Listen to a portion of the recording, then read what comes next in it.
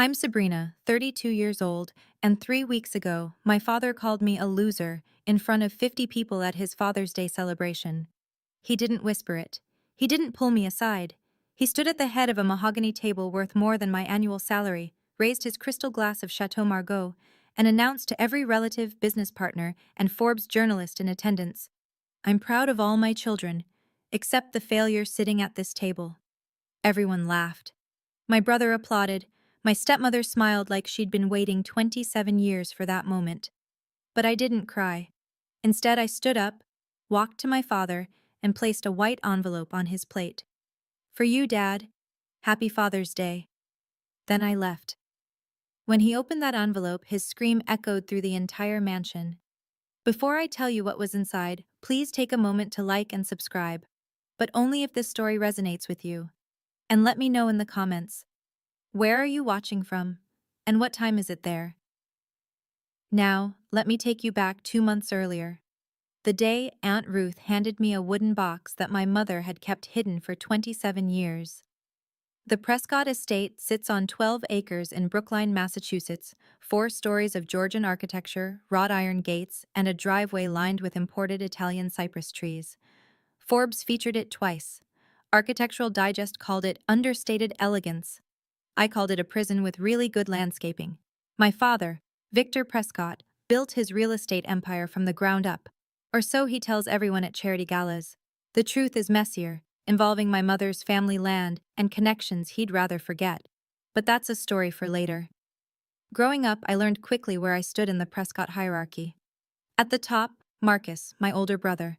35, groomed since birth to inherit the throne. He drives a Porsche 911 Turbo S and has never worn the same tie twice. Father's golden child, father's mirror image. Below him, Clarissa, my younger half-sister. 27, daughter of my stepmother Helena.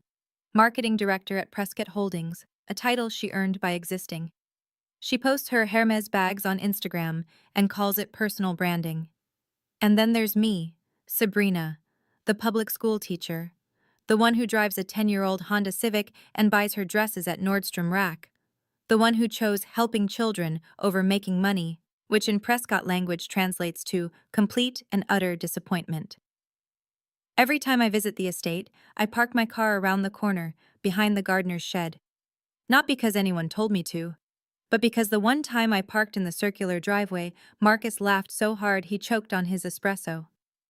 "Did you Uber here in that thing?" he'd asked. "Or is it a rental? Please tell me it's a rental." It wasn't a rental. It was the only thing I owned outright, and I was proud of it. But in that house, pride meant nothing unless it came with a price tag. The invitation came 3 weeks before Father's Day, delivered not by mail, but by Helena herself, via video call. My stepmother appeared on screen wearing a cream Chanel jacket and her signature Cartier love bracelet, the one Victor gave her on their 10th anniversary. Her smile was perfect, practiced. The kind of smile that made you feel like you were being interviewed rather than invited. "Sabrina, darling," she cooed. "I hope I'm not interrupting your work." The pause before work was deliberate. It always was. "Not at all, Helena. What's up?" "Well, as you know, your father is receiving the Businessman of the Year award from the Boston Chamber of Commerce. We're hosting a celebration at the estate, very intimate, just family and a few close associates." She paused, letting the weight of intimate settle. "Naturally, we need you there." Naturally. Not want, need. "Press will be attending," she continued, adjusting an invisible strand of hair. "Forbes is sending a photographer. It's important that we present a unified family front." Ah, there it was. I wasn't being invited because they missed me. I was being invited because an empty chair would raise questions. Sabrina Prescott, the absent daughter, that would be a headline. Sabrina Prescott, standing quietly in the background while her father collected another trophy, that was just set dressing. "Of course," I said, keeping my voice neutral. "I'll be there." "Wonderful." Her smile widened, but her eyes stayed cold. "Oh, and Sabrina? Do try to dress appropriately. Your father's reputation is on the line." The call ended before I could respond. I stared at my phone for a long moment, remembering all the other times Helena had reminded me to dress appropriately, to speak appropriately, to exist appropriately. She wasn't inviting me to a celebration. She was summoning me to perform. I should explain why I kept going back. When I was 10 years old, I won first place in my school's essay contest. The topic was my hero, and I wrote about my mother, how she used to read to me every night, how she smelled like jasmine and old books, how she told me I was her greatest gift. My mother had been dead for 5 years by then, but writing about her made her feel close again. I ran home clutching that certificate like it was made of gold. Father was in his study reviewing contracts. I burst through the door, breathless. "Daddy, I won! First place in the whole school!" He didn't look up from his laptop. "Writing?" he said. "And how much money does writing make, Sabrina?" I stood there, certificate wilting in my hands. I don't know. I just thought, "Marcus," he called out, "scored 2 goals in his soccer match today. That's the kind of achievement that matters. Teamwork, competition, winning." Marcus appeared in the doorway, 13 years old, and already wearing the smirk he'd perfect over the next 2 decades. "Yeah, little sis. Maybe stick to cheering from the sidelines." That night, I tore up my certificate and cried myself to sleep.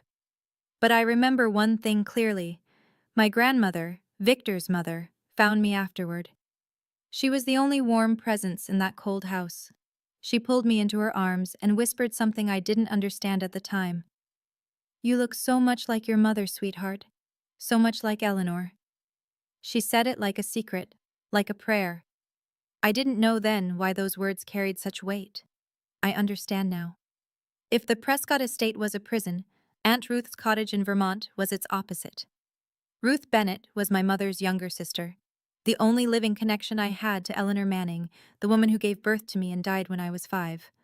While the Prescotts lived in marble and mahogany, Ruth lived in a small farmhouse surrounded by maple trees and towers of secondhand books. She'd been a librarian for 30 years. Her idea of luxury was a new reading lamp. I loved her fiercely. Every birthday, without fail, Ruth sent me a handwritten card. Not a text, not an email. A real card, with pressed flowers from her garden and words that made me feel seen.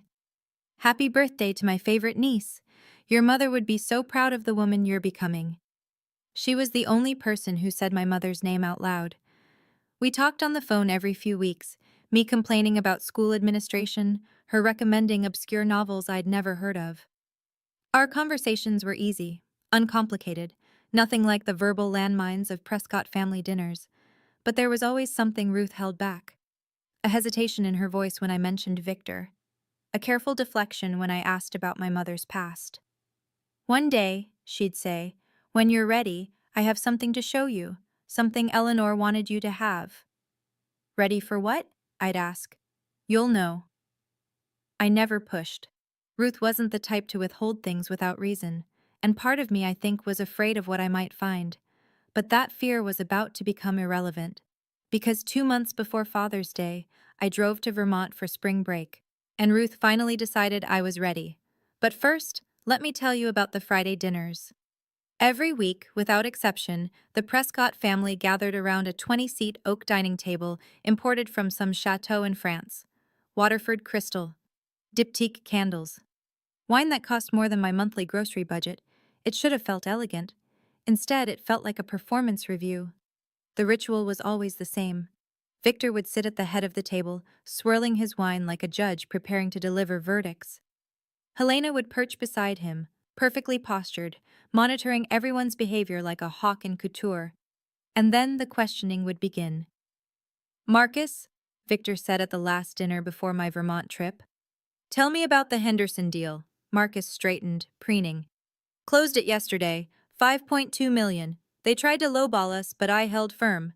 "That's my boy," Victor raised his glass. "To Marcus." "To Marcus," the table echoed. "Clarissa, how's the rebrand coming?" "Ahead of schedule." Clarissa flipped her hair. "The new campaign launches next month. Marketing Weekly wants to feature us." "Excellent." To Clarissa. To Clarissa. Then the table fell silent. Victor's gaze slid toward me. "Sabrina, He said my name like it was a chore. Anything to report? I set down my fork. Actually, yes. One of my students, a girl from a rough home situation, just got accepted to Boston University on a full scholarship. I've been tutoring her for 2 years. I expected something, a nod, a polite acknowledgement. Instead, Marcus snorted. And what do you get out of that? A gift card? Victor didn't even smile. So, nothing that benefits this family, as usual. Helena patted his arm. Don't be too hard on her, dear. Some people just aren't built for success. I gripped my napkin under the table and said nothing, because that's what I'd been trained to do. After dinner that night, I excused myself to use the restroom, the guest bathroom on the first floor, naturally, since Helena had made it clear years ago that family bathrooms were reserved for actual family. I was walking past the conservatory when I heard her voice. Helena was on the phone, her back to the doorway. She hadn't noticed me. Honestly, Patricia, it's exhausting, pretending to tolerate her every week. A pause, a laugh. No, she doesn't suspect anything. She's too desperate for Daddy's approval to see what's right in front of her face. I froze. The plan is simple, Helena continued. Victor's been itching to cut her off completely. He just needs a public reason, something that makes her look like the problem. Once she embarrasses herself badly enough, she'll leave on her own. No messy confrontation, no inheritance disputes, just gone. My heart pounded in my ears. The Father's Day event is perfect. All those people watching, all that pressure. If Victor pushes hard enough, she'll crack, and then we'll finally be rid of her. I pressed my back against the wall, barely breathing.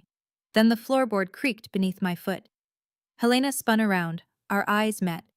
For a split second, something flickered across her face. Alarm, calculation, recovery. Then she smiled, smooth as silk. Patricia, I'll call you back.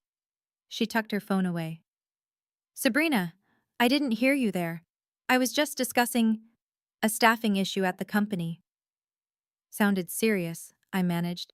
Nothing you need to worry about. Her smile sharpened. Run along now. I'm sure you have papers to grade or whatever it is you do. She brushed past me, leaving a trail of Chanel No. 5 and something far more poisonous. I stood in that hallway for a long time, Helena's words echoing in my skull. They weren't just dismissing me. They were planning my removal. The drive to Vermont took 4 hours, but it felt longer. Helena's voice kept replaying in my mind. Once she embarrasses herself badly enough, she'll leave on her own. Was that what 32 years had been building toward? A public humiliation designed to make me disappear? By the time I pulled into Ruth's gravel driveway, the sun was setting behind the mountains. Her cottage glowed warm and golden, smoke curling from the chimney. She was waiting on the porch with 2 cups of tea. You look like you've been carrying something heavy, she said, folding me into a hug. You have no idea. We sat by the fireplace that evening, surrounded by books and the smell of wood smoke. Ruth listened as I told her everything: the Friday dinners, Helena's phone call, the constant feeling of being an outsider in my own family. When I finished, she was quiet for a long moment. Sabrina, she finally said, there's something I need to show you.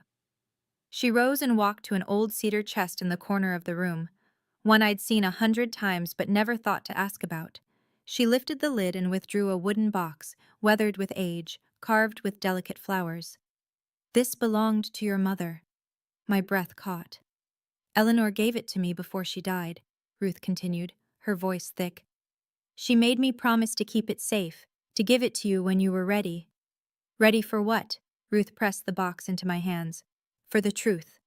Inside, I found photographs of my mother as a young woman, radiant, laughing, full of life I'd never seen. Beneath them lay a leather journal, its pages yellowed and fragile, and at the very bottom, a sealed envelope. It was addressed in my mother's handwriting, for Sabrina, when she's strong enough. I don't know what's in that envelope, Ruth said softly. Eleanor never told me, but she was insistent. She said one day you'd need it. I held the envelope in my trembling hands, feeling its weight like a stone. 27 years of secrets, sealed in paper and silence. I wasn't sure I was ready, but I was starting to realize I might not have a choice. I didn't open the envelope that night. I couldn't. Instead, I tucked it back into the box and drove home to Boston, with it sitting on my passenger seat like a ticking bomb. Every red light, every traffic jam, I'd glance at it and wonder what my mother had been so desperate to tell me. But life, as it does, intervened. The week before Father's Day, Helena scheduled a family video call to coordinate logistics for the celebration. What that actually meant was making sure everyone looked perfect for the cameras. Victor's face filled my laptop screen like a tribunal judge. Helena hovered behind him. Clarissa waved from her corner, and Marcus smirked from what appeared to be his corner office. "The Forbes photographer arrives at 6, Victor announced. "Everyone should be dressed by 5:30. This is a black tie event. I expect you all to represent this family appropriately." His gaze landed on me. "Sabrina, that means you especially. No, teacher clothes." "I know how to dress myself, Father." "Do you?" Marcus chimed in. "I can send you something from Neiman's, my treat. Consider it charity." He laughed at his own joke. No one else did. "That won't be necessary," I said through clenched teeth. "Victor," Helena interjected sweetly, "perhaps you could give Sabrina a clothing allowance, just this once. We wouldn't want any unfortunate photos circulating." "No." I cut her off before Victor could respond. "I'll handle my own wardrobe, thank you." Victor sighed heavily, a sound he'd perfected over decades of disappointment. "You've always been stubborn, just like your mother." The words hit different now. Just like your mother. He'd said it 1,000 times before. I'd always assumed it was an insult. Victor's way of saying I was difficult, emotional, impractical. But sitting there with my mother's unopened envelope waiting at home, I heard something else underneath. Something that sounded almost like fear. That night, I dreamed of my mother. Not the vague impressions I usually carried, the jasmine perfume, the soft voice reading bedtime stories. This was a memory, sharp and clear, surfacing after decades of burial. I was 4 years old. My mother and I were in my bedroom, the one with the yellow curtains she'd sewn herself. She was brushing my hair, counting each stroke like she always did. 98, 99, 100. There, my beautiful girl. She wrapped her arms around me from behind, and we looked at our reflection in the mirror together. Her dark hair and my lighter brown, her warm eyes and my blue-gray ones. "Mama, why do I look different from Daddy?" She went still, just for a moment. "Because you look like me, sweetheart, and that's a good thing." "Does Daddy think it's a good thing?" She didn't answer right away. When she spoke again, her voice was fierce. "Listen to me, Sabrina. You are my greatest gift. No matter what anyone says, no matter what anyone does, you are loved, you are wanted, you are enough. But Daddy, your daddy will learn." She held me tighter. "I'll make sure of it." Footsteps in the hallway. We both looked up. Victor stood in the doorway, watching us with an expression I was too young to read. My mother met his gaze, didn't flinch. "She's our daughter," she said. "Ours." Victor said nothing. He simply turned and walked away. 1 year later, my mother was dead. A car accident on a rainy night. The police said she lost control on a curve. I was 5 years old when they buried her. 27 years later, I woke up in my Boston apartment with tears on my face and a realization settling into my bones. My mother had been protecting me from something, and whatever it was, she'd taken it to her grave, until now. The day of the Father's Day celebration arrived with the kind of perfect weather that felt like a cosmic joke. Blue skies, 72 degrees, not a cloud in sight. The Prescott estate had been transformed into something out of a magazine spread. White tents dotted the back lawn. A jazz quartet played beneath the pergola. Waitstaff in crisp uniforms circulated with silver trays of champagne and canapes. And flowers. Flowers everywhere. Roses, peonies, orchids. Helena's signature touch, designed to remind everyone that elegance could be purchased by the truckload. I arrived at exactly 5:30, as instructed, wearing a simple black dress I'd found at Nordstrom Rack for 60% off. It wasn't designer. It wasn't remarkable. But it fit well, and more importantly, it was mine. Helena intercepted me at the door. "Oh, Sabrina." Her eyes swept over me with surgical precision. You actually came. Was there doubt? One never knows with you. She adjusted my collar like I was a child. At least you made an effort. Try to stay in the background during photos, won't you? The lighting is better for certain complexions. I bit back a response and stepped inside. The grand dining room had been set for 50 guests. The mahogany table, normally oppressive, now stretched the length of the room, draped in white linen and anchored by towering floral centerpieces. Place cards in calligraphy. Waterford crystal at every setting. A Steinway grand piano in the corner, waiting for the hired performer. And at the head of the table, a throne-like chair reserved for the guest of honor. Victor Prescott, Businessman of the Year. I found my place card near the far end, between a distant cousin I barely knew and the empty chair reserved for late arrivals. As far from Victor as possible. Some things never changed. By 7 o'clock, all 50 seats were filled. I recognized most of the faces: aunts, uncles, cousins twice removed. The Prescott family tree was vast and complicated, held together less by affection than by shared interest in Victor's success. They came for the free champagne and the networking opportunities. Love was optional. Mixed among them were Victor's business associates, men in bespoke suits and women in designer gowns, all laughing a little too loudly at his jokes. And in the corner, a photographer from Forbes, documenting everything for the puff piece that would undoubtedly call Victor a visionary. The evening progressed like a carefully orchestrated performance. Appetizers, toasts, anecdotes about Victor's early struggles that conveniently omitted my mother's family money. Helena played the gracious hostess, gliding between tables with practiced ease. Marcus held court near the bar.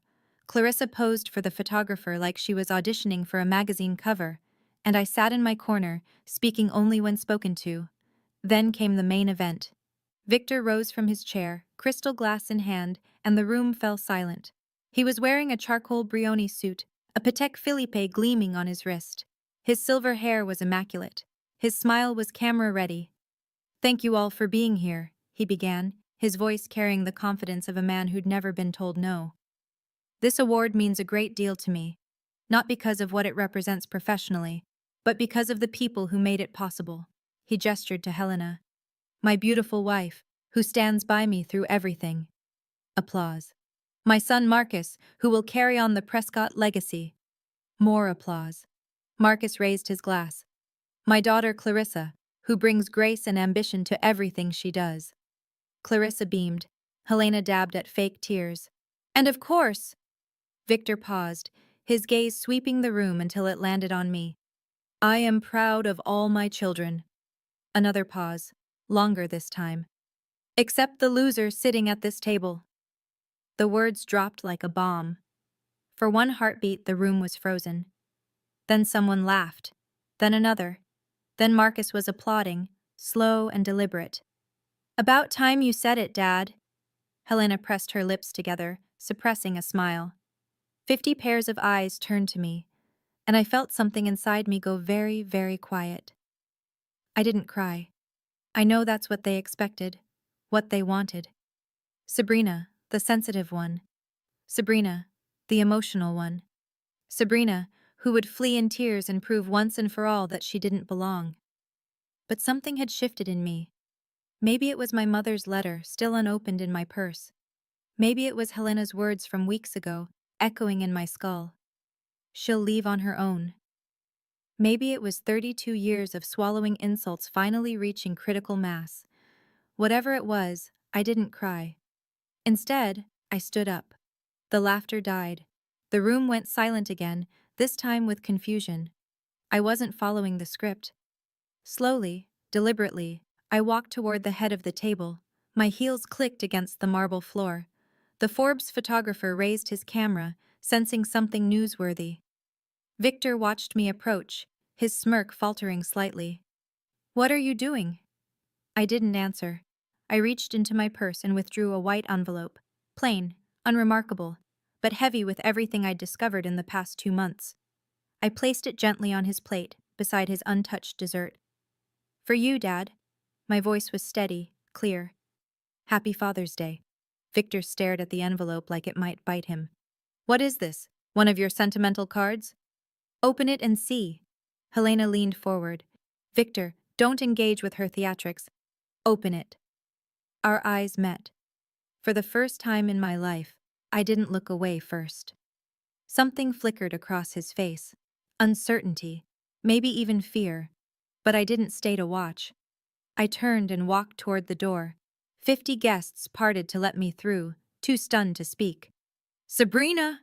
Victor's voice cracked. Get back here! You don't walk away from me! I paused at the threshold, didn't turn around. I just did. And then I was gone. Let me take you back 3 weeks. After that video call, the one where Victor told me not to dress like a teacher, I finally found the courage to open my mother's envelope. I sat on my apartment floor with the wooden box beside me, Ruth's words echoing, "For the truth." My hands trembled as I broke the seal. Inside were 2 documents and a letter written in my mother's handwriting. I read the letter first. My dearest Sabrina, if you're reading this, I'm no longer there to protect you, and I'm so sorry. There's something I should have told you while I was alive, but I was too afraid. Afraid of losing you, afraid of what Victor would do. The truth is, Victor is not your biological father. Before I met him, I was in love with someone else, a man named James Whitfield. He was kind and gentle, and he loved me completely. We were going to be married. But James died in an accident 2 months before our wedding, and I discovered I was pregnant with you shortly after. My family was devastated. A child out of wedlock would have ruined our reputation. So when Victor proposed, he needed our family's land for his developments. My parents saw a solution. Victor agreed to marry me and adopt you legally in exchange for the property rights. It was a business transaction. He promised he would treat you as his own. He lied. I spent every day of our marriage watching him resent you for existing, and I couldn't stop it. I tried, Sabrina. God, I tried, but he was too powerful, and I was too weak. I'm enclosing your adoption certificate, proof that you are not Victor's biological daughter. Keep it safe. One day, you may need it. Know this, you were created from love, real love. James would have adored you, and I love you more than my own life. You are not a mistake. You are my miracle. Forever yours, Mama. I sat there for an hour, letter clutched to my chest, tears streaming down my face.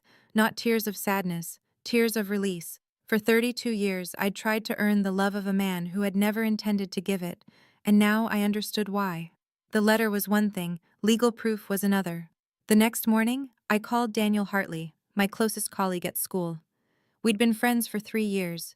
The kind of friend who shows up with coffee when you're grading papers at midnight, who listens without judgment, who never once made me feel like a failure.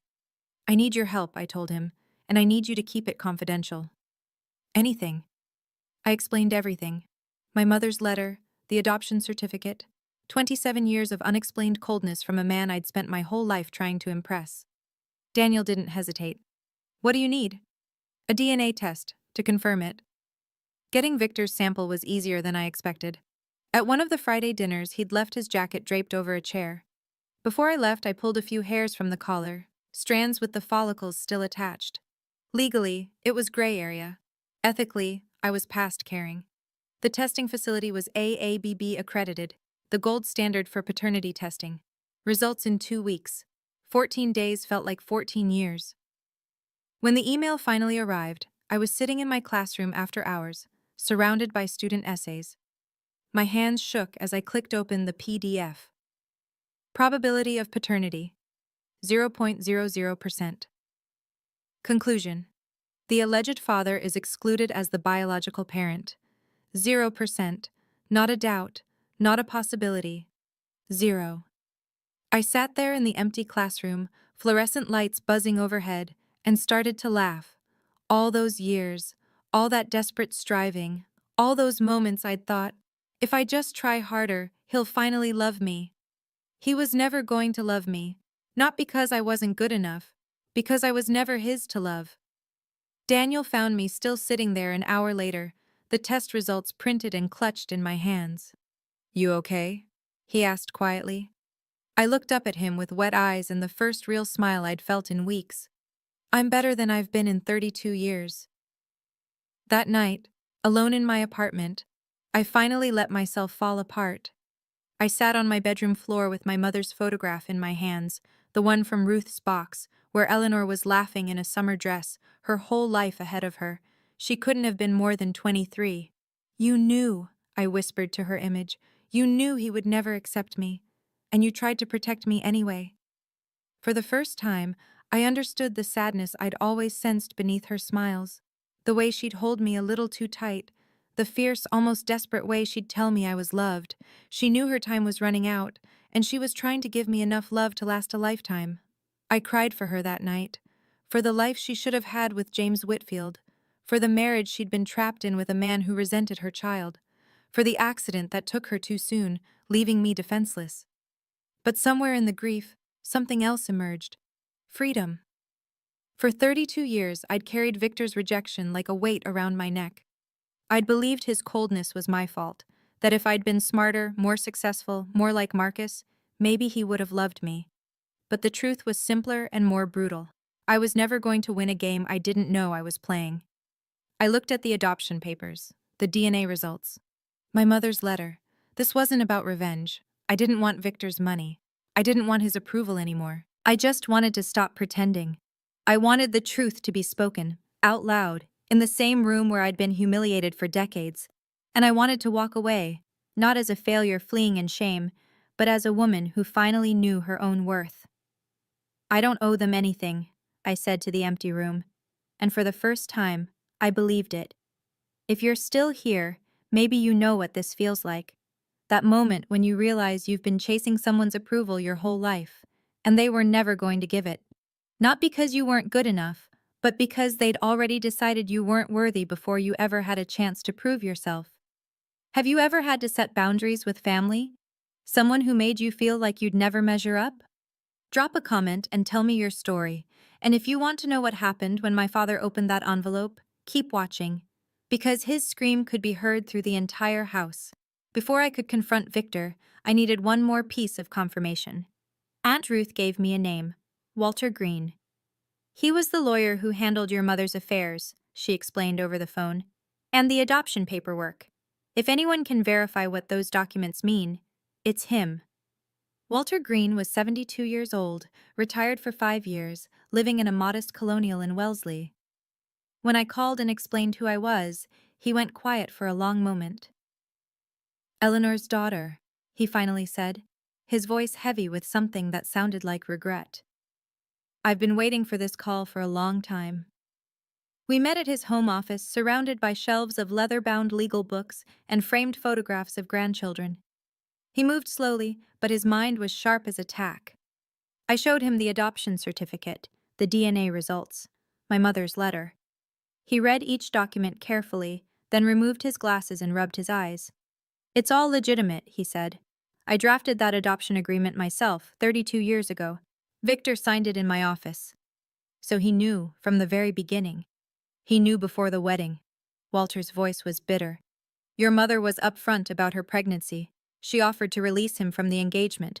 But Victor saw an opportunity. Her family's land was worth millions. He agreed to adopt you in exchange for the property rights.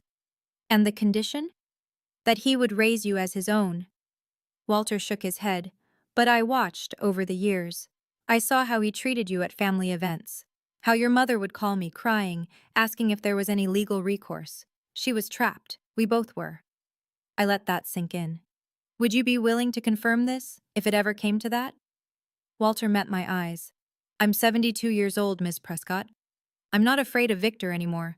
I should have spoken up decades ago." He reached across the desk and squeezed my hand. "Your mother would be so proud of you."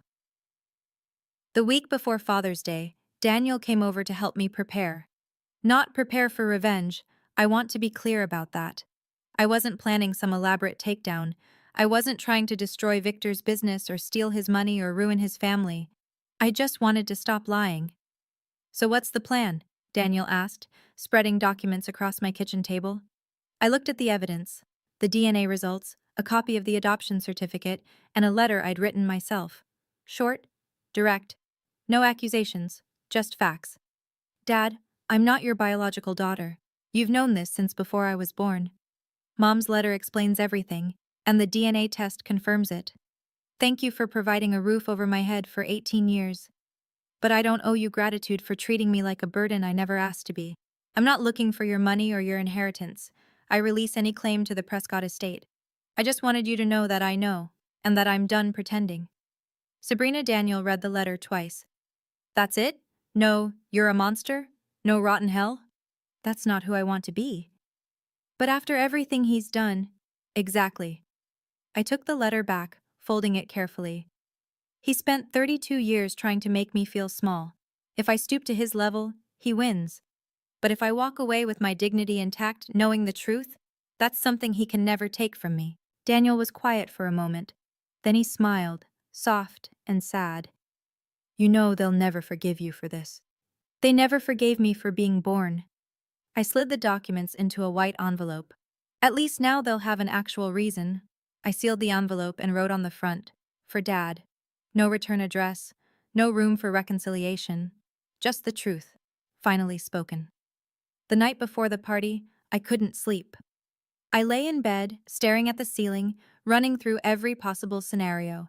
Victor opening the envelope in private, Victor opening it publicly, Victor throwing it away unread. But I kept coming back to the same conclusion. It didn't matter what he did. My peace wasn't dependent on his reaction anymore. I got up and walked to my dresser where my mother's photograph sat beside a small vase of jasmine, her favorite flower. I'd started buying it weekly, a ritual that made me feel close to her. Hey, Mama, I whispered to the photo. Tomorrow's the day. Silence, obviously. But I could almost hear her voice, the way she used to speak to me before bed. You are enough, sweetheart. Exactly as you are.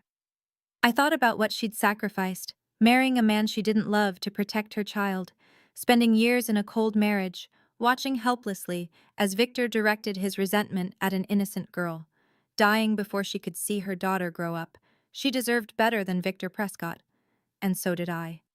I picked up the envelope from my nightstand, felt its weight in my hands. If he's cruel tomorrow, and he probably will be, it won't hurt me anymore, I said out loud. Because I know the truth now. I know who I am, and it has nothing to do with him. The jasmine swayed gently in the breeze from my open window. I tucked the envelope into my purse, climbed back into bed, and for the first time in weeks, slept deeply and dreamlessly. When I woke the next morning, I felt something I hadn't felt in years. Ready. Not for battle, not for revenge, just ready to finally be free. Now let me take you back to the dining room, to the moment after I walked out. Victor sat frozen at the head of the table, the white envelope lying on his plate like a dare. What the hell was that about? Marcus laughed nervously, trying to break the tension. Classic Sabrina, always so dramatic. But Victor wasn't laughing. His hand reached for the envelope slowly, almost reluctantly. Helena leaned over his shoulder, curiosity overriding her usual composure. It's probably nothing, she said. Some passive-aggressive thank you note. Victor tore the envelope open. The first page slid out. The DNA test results. His eyes scanned the document, and I'm told, by a cousin who was sitting nearby, that all the color drained from his face in about 3 seconds. Victor? Helena's voice sharpened. What is it?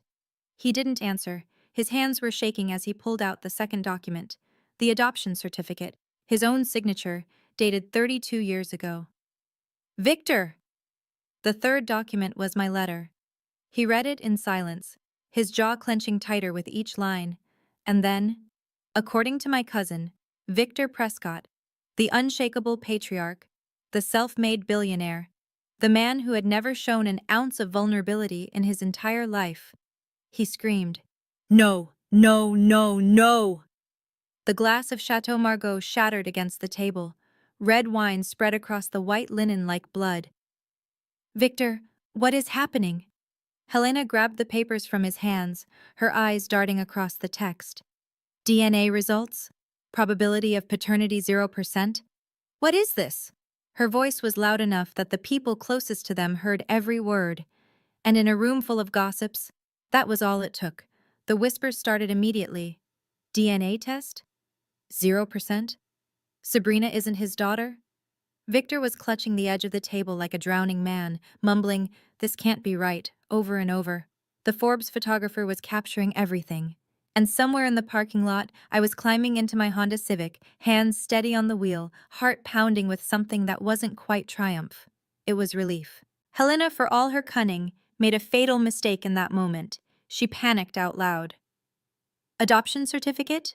She was still staring at the papers, her voice carrying across the suddenly silent room. Victor, you adopted Sabrina? She's not your biological child? 50 guests heard every word. To Helena's credit, she realized her error almost immediately. But it was too late.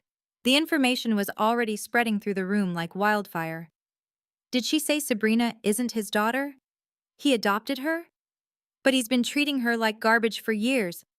If she's not even his kid, why was he so cruel? Victor finally found his voice. Everyone, this is a private family matter. Private?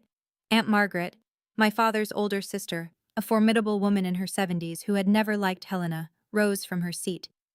You just called that girl a loser in front of everyone. Now we find out she's not even your daughter, and this is private? Margaret, sit down. I will not sit down. Margaret's voice could have cut glass. Eleanor was like a daughter to me. I watched how you treated her child after she died. We all did. We just didn't have proof that it was deliberate. The room erupted. Cousins whispered furiously. Business associates exchanged uncomfortable glances. The photographer from Forbes, I later learned, was furiously texting his editor. Victor, one of his business partners, a man named Howard Chen, stood up with visible discomfort. I think perhaps I should be going. Howard, don't be ridiculous. I came here to celebrate your award, not to witness. He gestured vaguely at the chaos. Whatever this is, I'll call you next week. He left. 2 other associates followed. Marcus was on his feet trying to control the damage. Everyone, please. My father is clearly upset. Let's just take a breath. Marcus, Helena's voice was icy. Not now. But Marcus kept talking, and Helena kept snapping, and Victor kept clutching the adoption papers like they might burst into flames if he held them tightly enough. Meanwhile, the truth kept spreading, and there was nothing any of them could do to stop it. What happened next, I pieced together later from Aunt Margaret's account. The room had descended into chaos, controlled chaos, the kind that happens at wealthy gatherings where no one raises their voice, but everyone is absolutely furious. Margaret stood at the center of it, commanding attention the way only a 73-year-old Prescott matriarch could. Let me make sure I understand this correctly, her voice cut through the murmurs. Victor, you married Eleanor knowing she was pregnant with another man's child. You legally adopted Sabrina, and then you spent 30 years punishing that little girl for circumstances beyond her control? Margaret, you don't know what you're talking about. I know exactly what I'm talking about. She took a step closer to him. I was at your wedding. I watched Eleanor's face when she said her vows. She wasn't in love with you, Victor. She was terrified. And now I understand why. Another cousin chimed in. Robert, who had always seemed to worship Victor. Is this true? You knew from the beginning? This is none of your business. It became our business when you made your announcement. Robert's voice was cold. We all laughed. I laughed. At a woman who never did anything to deserve it. The mood in the room had shifted palpably. These weren't strangers accusing Victor, they were family. People who had witnessed years of subtle cruelty and explained it away. People who were now realizing they had been complicit. You made us all part of your vendetta, Margaret continued. Every joke at Sabrina's expense, every dismissive comment. You wanted us to look down on her, and we did, because we trusted you. Victor's face had gone from pale to mottled red. I gave that girl everything. Everything except basic human decency. The silence that followed was deafening, and somewhere across town, I was pulling into my apartment parking lot, finally able to breathe. According to Margaret, the most devastating moments came from Victor's own children. Marcus was the first to crack. He'd been pacing behind his father trying to manage the situation when the full weight of the revelation finally hit him. He stopped mid-stride, staring at the adoption papers still clutched in Victor's hand. Wait. His voice was strange, hollow. Wait, wait, wait. Marcus? Victor reached for him. You knew. Marcus stepped back. My whole life, you told me Sabrina was a disappointment, that she wasn't living up to the Prescott name. That I had to work harder because she was dragging us down. Son, but she was never a Prescott. Marcus's voice broke. She was just some kid you agreed to raise for a land deal. And you made me hate her for it. I didn't make you. You did. Marcus's composure finally shattered. Every time I mocked her, you laughed. Every time I excluded her, you approved. I thought I was being a good son, but I was just a weapon. Clarissa was crying now, mascara streaming down her carefully contoured cheeks. Mom? She turned to Helena. Did you know about this? Helena's silence was answer enough. You told me Sabrina was jealous of us, that she hated me because I had what she wanted, but she never wanted anything except, Clarissa's voice broke, except to be part of the family. Clarissa, darling, it's more complicated than… No, it's not. Clarissa pulled away from Helena's outstretched hand. It's really not complicated at all. You're horrible people. And you raised me to be horrible too. She grabbed her purse and headed for the door. Where are you going? Helena called after her. To find my sister. The door slammed behind her, leaving a silence so complete you could hear the ice melting in the abandoned champagne glasses. But Margaret wasn't finished. I learned later that she'd been waiting decades for this moment, not out of malice, but out of a guilt that had never quite faded. She'd known Eleanor, loved her like a sister, and she'd watched, helpless, as Victor slowly crushed the light out of her. Since we're laying bare family secrets, Margaret said, her voice carrying across the devastated room, let me add one more. Victor's head snapped up. Margaret, don't… Eleanor didn't die in an accident. The room went completely still. She lost control of her car on a rainy night, that's true. But do you know why she was driving at midnight in a storm, Victor? No answer. Because you told her you were going to send Sabrina away, to boarding school. You said you couldn't stand looking at another man's child anymore. Gasps rippled through the room. Eleanor was driving to her sister's house, to Ruth, to beg her to take Sabrina in. She was going to leave you. Finally, after years of threats and manipulation, she'd had enough. You don't know that. I know because she called me that night. Margaret's voice trembled. She was crying so hard I could barely understand her. She said, Margaret, he's going to take my baby away. I can't let him. I'd rather die than let him hurt her anymore. The room was frozen. And then her car went off the road. Margaret wiped her eyes. She didn't lose control, Victor. She lost hope.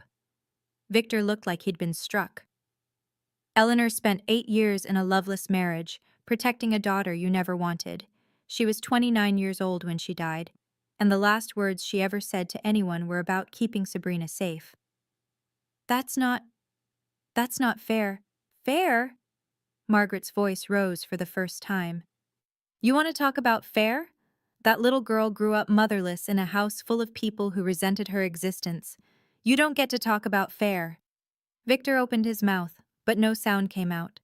For the first time in his life, Victor Prescott had nothing to say. The aftermath of Margaret's revelation was unlike anything the Prescott family had ever witnessed.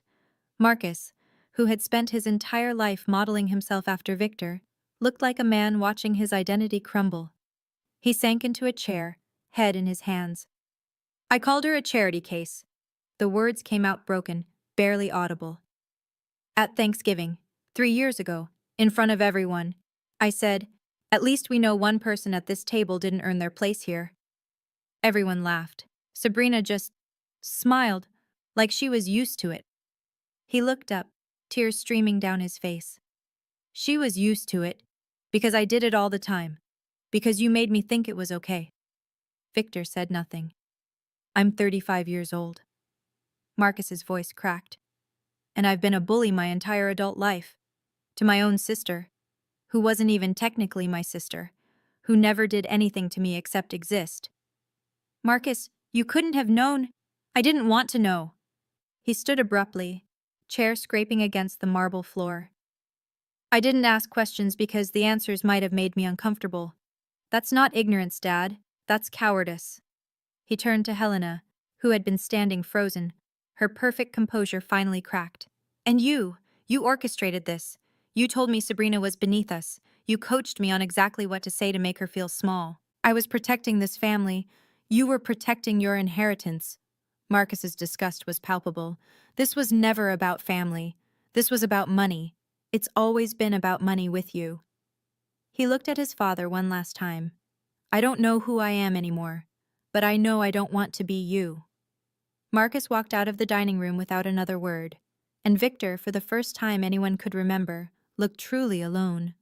Victor made one last attempt to salvage the evening. He straightened his Brioni jacket, smoothed his silver hair, summoned the commanding presence that had built a real estate empire and intimidated boardrooms for 40 years. Everyone. His voice was firm, controlled. This is a family matter. I appreciate your concern, but I must ask you to respect our privacy. Let's end the evening here, and I'll address these allegations appropriately. No one moved. I said, the evening is over. Victor. It was Howard Chen's voice, coming through the speakerphone his assistant had left on the table. He must have been listening from his car. I'm withdrawing from the Meridian project. My attorneys will contact yours Monday morning. Howard, be reasonable. I just watched you call your own daughter, adopted or not, a loser in front of 50 people. Then I learned you've been psychologically abusing her for 30 years. What exactly is reasonable about continuing to do business with you? The line went dead. Before Victor could respond, 2 more phones buzzed. Text messages, emails. The dominoes were falling. Mr. Prescott? The Forbes photographer stepped forward, visibly uncomfortable. I think you should know. My editor just asked me to pivot the article. We'll be reaching out for comment before publication. Victor's face went gray. Get out. His voice was barely a whisper. All of you, get out of my house. Slowly, the guests began to disperse, not with the satisfied air of people who'd attended a celebration, but with the shell-shocked expressions of witnesses to a catastrophe. Margaret lingered at the door. She looked at Victor one last time. Eleanor deserved better, she said quietly, and so did Sabrina. Then she was gone. And Victor Prescott stood alone in his ruined dining room, surrounded by shattered glass and spilled wine and the wreckage of a reputation built on lies. You know, sitting here now, I realize something important. I didn't destroy my father. I didn't bring down his empire, or steal his money, or ruin his marriage. I just told the truth. The truth has a funny way of doing the rest.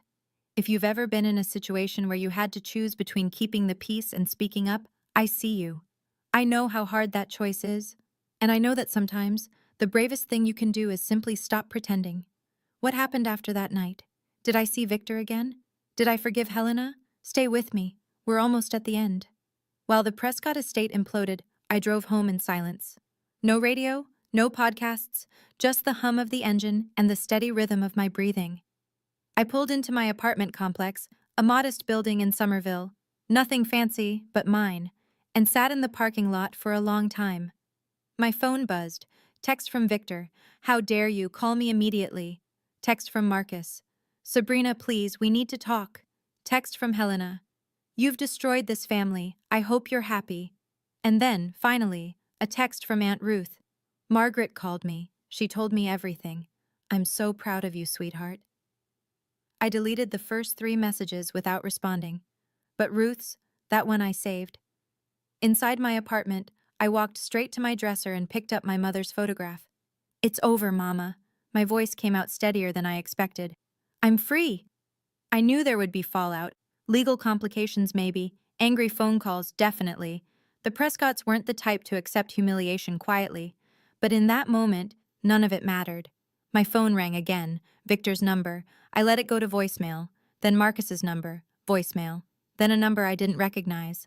I answered that one. Sabrina? It was Clarissa, her voice thick with tears. I know you probably don't want to talk to me, but I had to say, I'm sorry. I'm so sorry. I sat down on my bed, phone pressed to my ear. Where are you?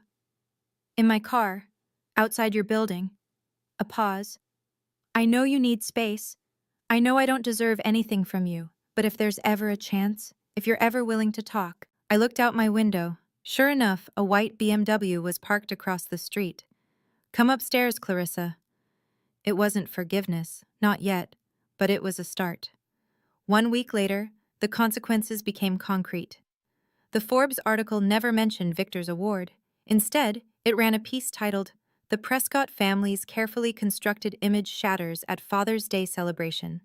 The details were damning but accurate. The public humiliation, the DNA revelation, the subsequent exodus of business partners. Howard Chen officially withdrew from the Meridian project, a $70 million development that had been Victor's crown jewel. Two other partners followed within days, citing concerns about corporate leadership. Helena filed for legal separation. Not because she'd suddenly developed a conscience, but because, as Marcus bitterly explained, she knew the money was about to dry up and wanted to secure her share before things got worse. Marcus resigned as COO of Prescott Holdings. His resignation letter, which somehow leaked to Boston Business Journal, contained a single sentence: "I need to learn who I am when I'm not trying to be my father." And me? I went back to work. I graded papers. I coached students through college applications. I ate lunch with Daniel in the teacher's lounge and talked about everything except the Prescott family drama. But things had changed. My cousin Robert, the one who'd laughed at Victor's loser joke, sent me flowers with a card that simply said, "I'm sorry."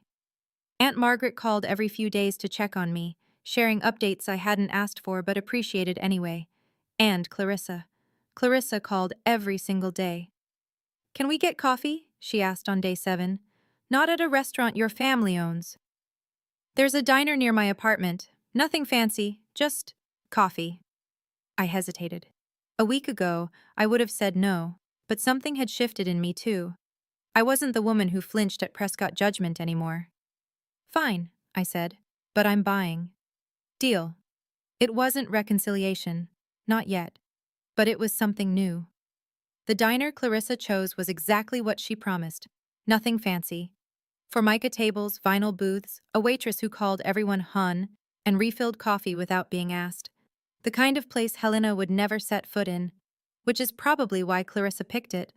She was already there when I arrived, hunched over a cup of black coffee like it was a lifeline. Without her usual designer armor, the Hermes bags, the perfect makeup, she looked younger, smaller. "Hey," I said, sliding into the booth across from her. "Hey." She couldn't meet my eyes. "Thanks for coming." We sat in silence for a moment, the clatter of dishes and murmur of other conversations filling the space. Finally, Clarissa spoke. "I've been replaying every conversation we've ever had, every time I made you feel like you weren't good enough, every time I compared myself to you and made sure you knew I thought I was winning." "Clarissa, no, let me finish." She looked up, eyes red-rimmed. "I was 27 years old before I realized I'd never actually had a relationship with my own sister. I just had a competition, and I didn't even know what I was competing for." "Neither did I admitted. "I thought if I tried hard enough, eventually I'd be part of the family." "You were always part of the family. We just—" She swallowed hard. "We were too busy performing to notice." I stirred my coffee, processing. "Can we start over?" Clarissa asked, her voice small. "I know I don't deserve it. I know you might never trust me, but can we try?" I thought about my mother, about chosen family, about the difference between blood and belonging. "We can't erase 27 years of damage with one coffee," I said finally. "But we can start somewhere." Clarissa nodded, tears spilling down her cheeks. I reached across the table and squeezed her hand. It wasn't forgiveness, but it was a door, cracked open, and sometimes that's enough. 1 month after the Father's Day disaster, I drove to a cemetery in Vermont. Aunt Ruth came with me. We walked together through rows of granite headstones until we reached a modest marker beneath an old oak tree. The stone read, "Eleanor Grace Manning, beloved mother and sister, 1969 to 2002. You are enough, exactly as you are." I'd chosen that inscription myself, when I was old enough to have an opinion. At the time, I didn't know why those words felt so important. Now I understood. I knelt in the damp grass and placed a bouquet of sunflowers against the stone, her favorite, Ruth had told me years ago. "Hey, Mama." My voice was barely above a whisper. "I found your letter. I know everything now." The autumn wind rustled through the oak leaves above us. I spent 32 years trying to earn love from a man who was never going to give it. But you knew that, didn't you? You tried to protect me, and you're still protecting me, even now. Ruth placed a hand on my shoulder, steady and warm. I'm not a Prescott, I continued. I never was. But I'm your daughter, Eleanor Manning's daughter, and that's more than enough. I stood, brushing grass from my knees. I'm going to be okay, Mama. For the first time in my life, I really believe that. We stayed for a while longer, Ruth sharing stories about Eleanor as a young woman, her laughter, her stubbornness, her fierce love for books and flowers, and the daughter she'd barely gotten to raise. When we finally walked back to the car, I felt something I hadn't felt in decades. Peace. Not the absence of pain. The pain was still there, and might always be, but beneath it now a solid foundation of truth. I knew who I was, I knew where I came from, and I knew, finally, completely, that my worth had never depended on Victor Prescott's approval. You okay? Ruth asked as we pulled out of the cemetery. I smiled at her, the first real smile in a long time. Yeah, I said. I think I finally am. Thank you for staying with me through this story. If you've ever felt invisible in your own family, if you've ever worked yourself to exhaustion trying to earn love that was never on the table, I want you to know something. Your worth is not determined by people who refuse to see it. Sometimes the bravest thing you can do is walk away, and sometimes walking away is just the first step toward walking toward yourself. If this story touched you, please hit like and subscribe, and check the description below for more stories like this one, stories of people who found their voice when they thought they'd lost it forever. Until next time, take care of yourselves, and remember, you are enough, exactly as you are.